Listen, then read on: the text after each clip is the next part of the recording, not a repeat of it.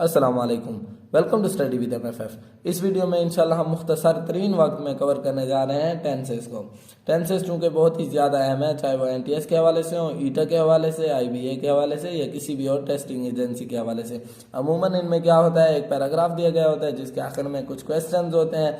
उन क्वेश्चन में अमूमन पहला क्वेश्चन कौन सा होता है कि हमने आइडेंटिफाई करना होता है कि फर्स्ट सेंटेंस कौन से टेंस का है, कौन से ज़माने का है। बकिया जो 3-4 क्वेश्चंस होते हैं उनमें क्या पूछा गया होता है, या तो वर्ब की फॉर्म गलत बताई गई होती है, उसको ठीक करना होता है, या फिर ठीक होती है तो उसको वहीं पे इग्नोर करना होता है या वही सिलेक्ट करना होता है ऑप्शन। या फिर एक और सवाल जो किया जाता है उसमें हेल्पिंग वर्ब या तो गलत बताई जाती है या ठीक बताई जाती है, यानी कि उसको ठीक करना होता है, हमने ठीक को सिलेक्ट करना होता है। तो टेंसेस को हम याद रखने का आसान तरीका समझते हैं, एक शॉर्टकट इंशाल्लाह समझने की कोशिश करते हैं, शॉर्टकट बताने की मैं कोशिश करता हूँ। टेंसेस क्या हैं, दरअसल 3 किस्म के हैं, प्रेजेंट, पास्ट, फ्यूचर, मौजूदा, माजी और मुस्तकबिल। तो हर एक टेंस को, हर एक को मजीद 4 हिस्सों में डिवाइड किया गया है, simple, continuous, perfect, perfect continuous. Simple यानी कि इनडेफिनेट, सिंपल को क्या कहा जाता है, इनडेफिनेट। जब नाम इनडेफिनेट का आ जाए, चाहे वो प्रेजेंट का हो, पास्ट का हो, फ्यूचर का हो, तो इनडेफिनेट में आम तौर पे क्या होता है, first form of the verb. Exceptional case है वो बताता हूँ। वर्ब की फर्स्ट फॉर्म लगेगी। जब आप इनडेफिनेट का नाम सुने, आपको याद आए इनडेफिनेट, तो आपके जहन में फौरन घंटी बजनी चाहिए first form of the verb की। तो दरअसल क्या है, यहाँ पे प्रेजेंट इनडेफिनेट टेंस जो है इसमें वर्ब लगती है या फिर वर्ब के साथ एस या फिर ई एस लगता है। अब वर्ब के साथ एस या ई एस किन सूरतों में लगता है, जब जुमला स्टार्ट होता है या सब्जेक्ट होता है उसमें ही, शी, इट या फिर सिंगुलर नेम, किसी एक बंदे का नाम, तब जुमले में क्या लगेगा, वर्ब के साथ एस या E S. He goes to school वगैरह, शी गोज टू स्कूल, अगर इट लाइज हेयर एटसेट्रा। तो वर्ब के साथ एस या ई एस लगेगा अगर जुमला इन से स्टार्ट हो रहा है, सब्जेक्ट में ये है। अगर ये चीज़ें नहीं है तो एस या ई एस नहीं लगेगा, first form of the verb लगेगी। हेल्पिंग वर्ब कौन से हैं इसमें, प्रेजेंट इंडेफिनेट में हेल्पिंग वर्ब हैं डू और डज। तो हमारे पास जो जुमला होता है, टेंस के जुमले होते हैं, सेंटेंसेस होते हैं, वो मुख्तलिफ किस्म के होते हैं। हम क्या कहते हैं उनको, पॉजिटिव, नेगेटिव, हम 3 को समझने की कोशिश करेंगे, और लास्ट वन है इंटेरोगेटिव। पॉजिटिव यानी मुस्बत जुमले, नेगेटिव मनफी जुमले जिनमें इनकार किया जाता है, नहीं कहा जाता है, और इंटेरोगेटिव जिनके आखिर में सवालिया निशान होता है, या जो जुमले हमसे सवाल पूछते हैं, या जिस जुमले की मदद से हम किसी और से सवाल पूछ सकते हैं। तो डू डज हर एक हेल्पिंग वर्ब के साथ, हर एक सब्जेक्ट के साथ, जो बकिया हैं ही, शी, इट के अलावा आई, वी, यू, दे वगैरह, इनके साथ डू लगेगा। बकिया में नेगेटिव बनाने के लिए डज लगेगा।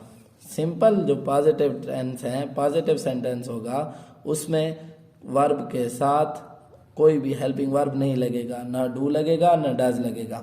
लेकिन नेगेटिव और इंट्रोगेटिव बनाने के लिए हम क्या लगाएंगे साथ में, हेल्पिंग वर्ब। हेल्पिंग वर्ब कौन से हैं, डू और डज। अब हमें कैसे पता चलेगा कि डू लगाना है या डज लगाना है, तो अगर जुमले में ये चीज़ें हैं तो फिर हम डज लगाएंगे। ये जो वर्ब के साथ एस या ई एस लगा था, ये हम शिफ्ट कर देंगे डू के साथ, डू बन जाएगा डज। जब ये वाला एस या ई एस यहाँ चला गया तो याद रखिएगा इधर हम नहीं लगाएंगे। जैसे हमने कहा ही गोज टू स्कूल, तो इसका अगर हम नेगेटिव बनाते हैं तो नेगेटिव जुमला कैसे बनेगा, he does not go to school, he does not goes to school नहीं कहेंगे हम, याद रखिएगा। बाकी सूरतों में डू इस्तेमाल होगा। अब समझते हैं पास्ट सिंपल को या पास्ट इंडेफिनेट को। तो पास्ट इंडेफिनेट वाहिद इंडेफिनेट टेंस है जिसमें वर्ब की सेकंड फॉर्म इस्तेमाल होती है। एक्सेप्शनल केस मैंने कहा इसको आप एक्सेप्शनल केस के तौर पे, यानी कि फर्स्ट वाला कानून जो है वो सिर्फ पास्ट इंडेफिनेट पे लागू नहीं हो रहा, बाकी दोनों इंडेफिनेट पे लागू हो रहा है। इसलिए हमने कहा था कि सिंपल में फर्स्ट लगती है। तो सेकंड फॉर्म लगेगी वर्ब की? अच्छा, वर्ब की 3 फॉर्म होती हैं, फर्स्ट फॉर्म, सेकंड फॉर्म और थर्ड फॉर्म। तो बाज़ वर्ब जिनको हम रेगुलर वर्ब कहते हैं, जैसे कि क्लीन, क्लीन्ड, क्लीन्ड है, जिनके आखिर में आमतौर पे ईडी आता है, वो क्या कहलाते हैं सेकंड और थर्ड फॉर्म में? Regular verb. तो रेगुलर वर्ब हैं, अगर उनका हमें पता नहीं है कि सेकंड फॉर्म है या थर्ड फॉर्म है, तो हमें कैसे पता चलेगा कि ये क्या है, सेकंड फॉर्म है या थर्ड फॉर्म है, पास्ट इंडेफिनेट है या नहीं है? तो हम देखेंगे हेल्पिंग वर्ब को। अगर उसके पॉजिटिव सेंटेंस में कोई भी हेल्पिंग वर्ब नहीं होगा तो हम क्या कहेंगे कि ये पास्ट सिंपल टेंस है या पास्ट इंडेफिनेट टेंस है। अगर उसमें हेल्पिंग वर्ब होगा तो इसका मतलब है वो थर्ड फॉर्म है, सेकंड फॉर्म नहीं है, फिर वो पास्ट इंडेफिनेट का जुमला नहीं है, किसी और का जुमला है। तो फ्यूचर इंडेफिनेट टेंस में या फ्यूचर सिंपल टेंस में विल के साथ वर्ब की फर्स्ट फॉर्म लगेगी, आमतौर पे आई और वी के साथ। आई और वी के साथ क्या लगाया जाता है? शैल। बाकियों के साथ विल लगाया जाता है। तो वर्ब की हमेशा फर्स्ट फॉर्म लगेगी। वर्ब की फॉर्म्स की एक वीडियो इंशाल्लाह बना दूंगा, कोशिश करूंगा, अगर वक्त मिला, नौबत मिली तो ज़रूर बना दूंगा। अगर मैं ना बना सका तो काइंडली आप वर्ब्स की फॉर्म्स को याद कर लीजिएगा।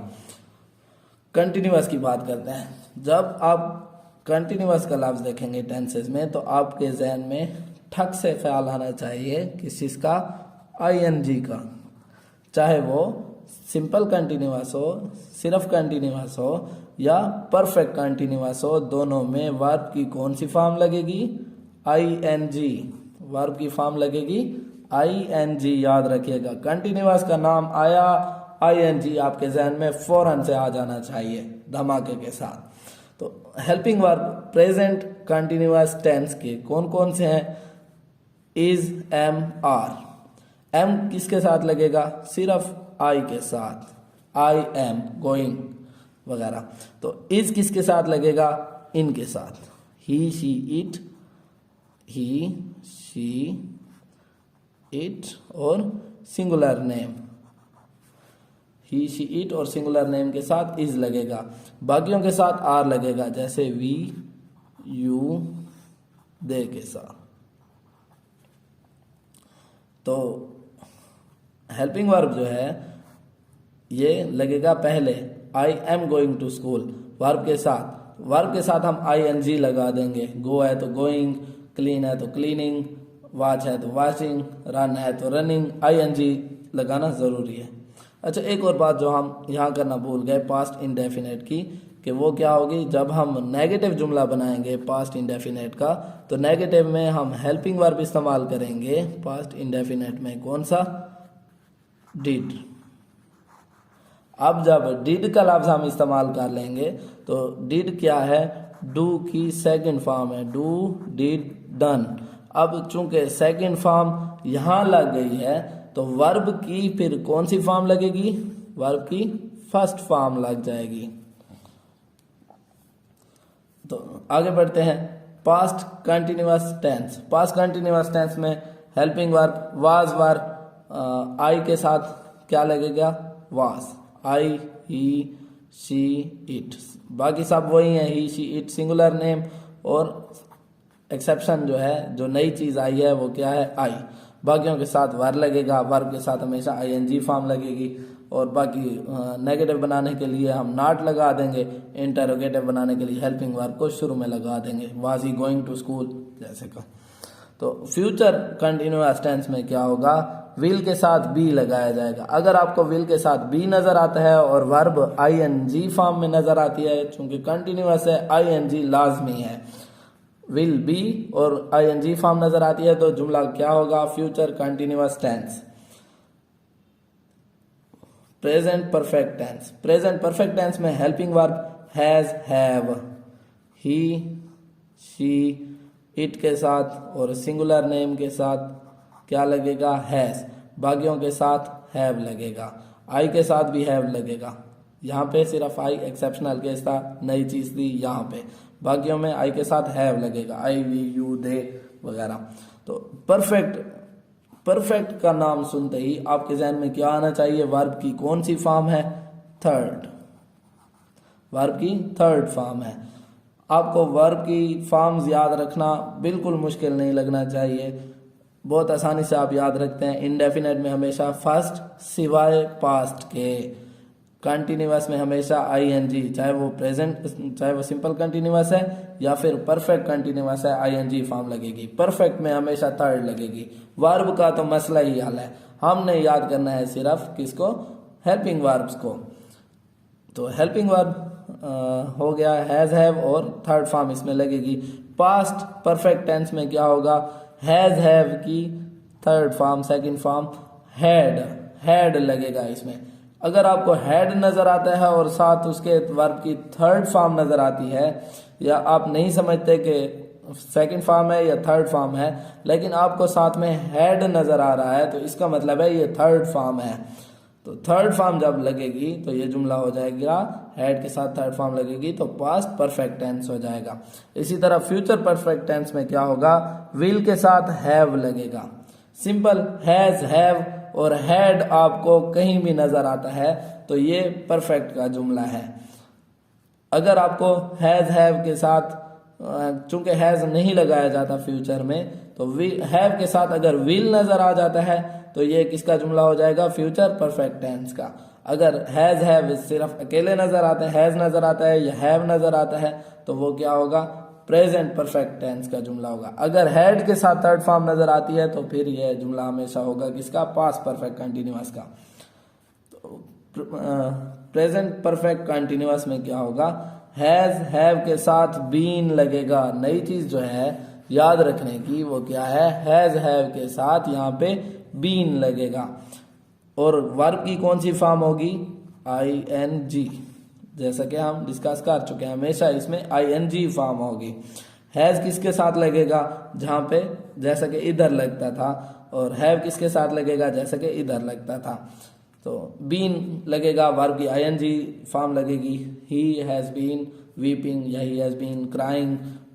इसमें एक और चीज जो लगेगी, एक और निशानी भी है जो चीज आपको नजर आएगी, इसमें अमूमन आपको सिंस या फार का लफ्ज नजर आएगा। इनमें क्या फर्क है ये हम फिर किसी वीडियो में बात करेंगे डिटेल के साथ इंशाल्लाह। हैड, अगर हैड के साथ आपको बीन नजर आ गया तो आप समझ जाएं वर्ब की तो फौरन ING फॉर्म ही होनी चाहिए, नजर आनी चाहिए। ING फॉर्म देख के आपको पता चलना चाहिए कि फौरन कंटिन्यूअस है ये। परफेक्ट के साथ, परफेक्ट में क्या होगा, पास्ट परफेक्ट में क्या होगा, हैड के साथ बीन होगा और साथ वर्ब की ING फॉर्म होगी। फ्यूचर परफेक्ट कंटिन्यूअस में क्या होगा, फ्यूचर परफेक्ट कंटिन्यूअस में विल हैव के साथ बीन लगेगा। विल हैव वही वाला है फ्यूचर परफेक्ट टेंस वाला, लेकिन जब बीन लग गया है तो फिर क्या हो जाएगा, परफेक्ट कंटिन्यूअस। या हम एक और सिंपल सी बात करते हैं, जो भी परफेक्ट कंटिन्यूअस है इनमें बीन का होना जरूरी है। आप तीनों में बीन को देख सकते हैं। अगर बीन नहीं होगा, सिर्फ हैज हैव हैड है, तो फिर ये परफेक्ट का जुमला है। अगर हैज हैव हैड के साथ बीन का लफ्ज लगा हुआ है तो फिर ये इन तीनों में से किसी का भी जुमला हो सकता है। अब आप कैसे मालूम करेंगे कि ये कौन से टेंस का जुमला है, प्रेजेंट परफेक्ट कंटिन्यूअस का या पास्ट परफेक्ट कंटिन्यूअस का या फ्यूचर परफेक्ट कंटिन्यूअस का। तो फ्यूचर की तो सिंपल सी निशानी है, अगर आपको विल और शैल कहीं भी नजर आ जाते हैं तो ये जुमला विल का है, फ्यूचर का है। आपने वर्ब की फॉर्म्स को देख के बताना है कि ये दरअसल कौन सा है फ्यूचर में, फिर उन चार में से मजीद कौन सा है। तो हैड बीन, हैड का जुमला, हैड का लफ्ज नजर आएगा तो ये पास्ट है। हैड प्रेजेंट में इस्तेमाल नहीं होता, फ्यूचर में इस्तेमाल नहीं होता, सिर्फ पास्ट में इस्तेमाल होता है, पास्ट में भी सिर्फ दो में। तो परफेक्ट का इस्तेमाल, परफेक्ट टेंस में, प्रेजेंट परफेक्ट टेंस में हैज हैव के साथ थर्ड फॉर्म लगेगी। हैज हैव अकेले नजर आएंगे आपको और साथ में कुछ नहीं होगा, बीन वगैरह कुछ नहीं होगा, हैज के साथ थर्ड फॉर्म होगी तो प्रेजेंट परफेक्ट टेंस। अपना ख्याल रखिएगा, अगली वीडियो में मुलाकात होगी इंशाल्लाह एक्टिव पैसिव वॉइस के साथ। अल्लाह हाफिज।